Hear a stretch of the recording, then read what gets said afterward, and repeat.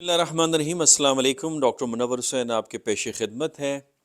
بھارت نے اس بات کا اعلان کیا ہے کہ وہ اب امریکہ سے دوری اختیار کرے گا اور چین کے مزید قریب آئے گا، اور ساتھ میں یہ کہ برکس کے نظام کو، چاہے وہ معاشی نظام ہے، سیاسی نظام ہے، اسے مضبوط کرے گا۔ دوسری طرف ہمیں یہ بھی نظر آ رہا ہے کہ پریزیڈنٹ ٹرمپ نے ایک قسم کی دھمکی تو آپ نہیں کہہ سکتے، لیکن سخت الفاظ استعمال کرتے ہوئے خبردار کیا ہے ان ممالک کو جو ڈالر کے علاوہ ٹریڈ کرنا چاہتے ہیں اپنے لوکل کرنسیز میں۔ لیکن برکس جو ہے وہ کمیٹیڈ نظر آتا ہے، اور بھارت کا اس طرف جھکاؤ بھی بڑا اہم ہے۔ سوال یہاں پہ یہ پیدا ہوتا ہے کہ کیا یہ مزید تناؤ میں اضافہ کرے گا گلوبل نارتھ اور گلوبل ساؤتھ کے درمیان میں؟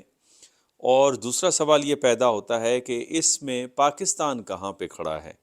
اس پہ تفصیلاً ویڈیو تو میں بعد میں بناؤں گا، لیکن مختصراً میں آپ کو یہ بتاتا چلوں کہ چین نے تقریباً 1.6 ٹریلین ڈالرز کی جو تجارت ہے وہ ایشیا اور افریقہ کی طرف کر دی ہے۔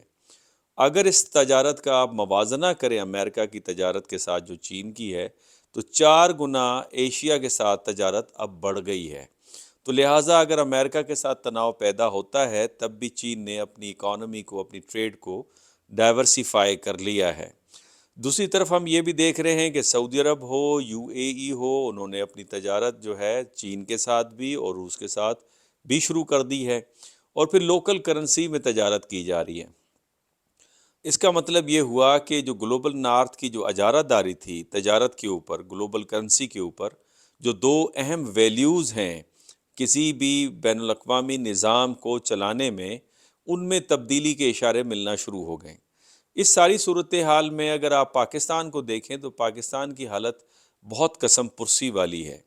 قسم پرسی والی حالت اس لیے میں کہہ رہا ہوں، پاکستان کی ویسے تو پوزیشن بڑی جیو اسٹریٹجک جو لوکیشن ہے، پوزیشن ہے، وہ بہت اہم ہے، اور ان حالات میں اس کی اہمیت دن بدن بڑھتی جا رہی ہے۔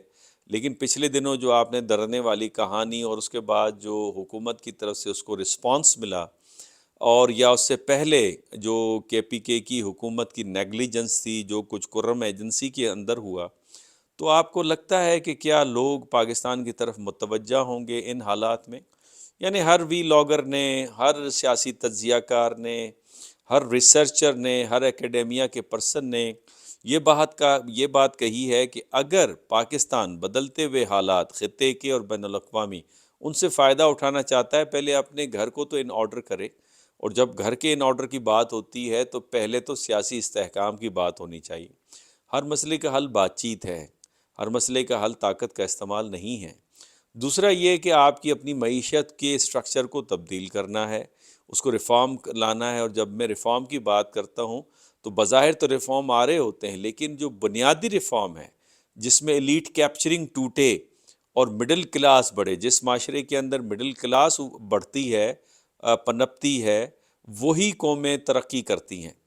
پھر آپ کو اس معیشت کو اس انداز سے ڈالنا ہے کہ پاکستان کا جو یوتھ ہے، جو تقریباً 65 سے 70% بلک ہے، اس کو جاب اپرچونٹی ملے۔ مثال کے طور پہ انٹرنیٹ کا معاملہ ہے، ہم نے 4G سے 2G پہ لا کے کھڑا کر دیا ہے، یعنی ہم 4G سے 5G کی طرف جاتے، 2G پہ لا کے کھڑا کر دیا۔ جو فری لانسنگ کے ذریعے، دوسرے ذرائع کے ذریعے بچے کماتے تھے، وہ سلسلہ ان کا یعنی وہ رہ گیا ہے۔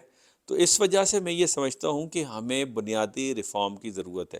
لیکن یہ مارکیٹ میں بہت بڑی خبر ہے کہ اگر بھارت یہ کہتا ہے کہ ہم اب چین کے ساتھ تعلقات کو بہتر کریں گے۔ آپ نے دیکھا گولوان کے اوپر 4,000 مربع کلومیٹر کی انہوں نے بارڈر ایگریمنٹ سائن کر دیا، جو چین کے حوالے کر دیا۔ حالانکہ چین کے حوالے سے یہ بھی خبریں آ رہی ہیں کہ چین نے ایک الگ ایریا میں بھی دعویٰ کر دیا ہے جو اروناچل پردیش ہے، وہاں کے بارے میں کہا جا رہا ہے کہ چین اس کو اپنے میپ میں اس کو شامل کرنا شروع کر دیا ہے۔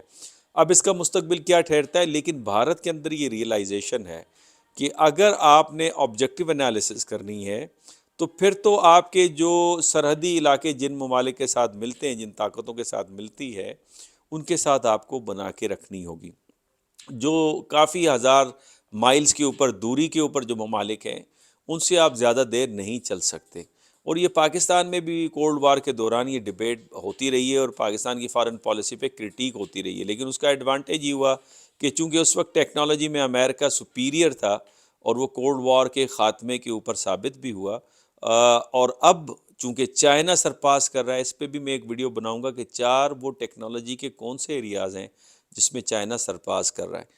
تو میں یہ سمجھتا ہوں کہ اگر آپ سارے حالات کا معائنہ کریں، اور اگر بھارت اور چائنا کی نارملائزیشن اور برک زیادہ مضبوط ہوتی ہے، تو پھر پاکستان کو بھی اپنی پالیسی کو ایڈجسٹ کرنا ہوگا اس کے مطابق، لیکن پہلے اپنے گھر کو بہتر کریں۔ یہ جو معاملات چل رہے ہیں، یہ مزید معاملات اس طرح سے نہیں چل سکتے۔ اجازت دیجیے، اللہ حافظ۔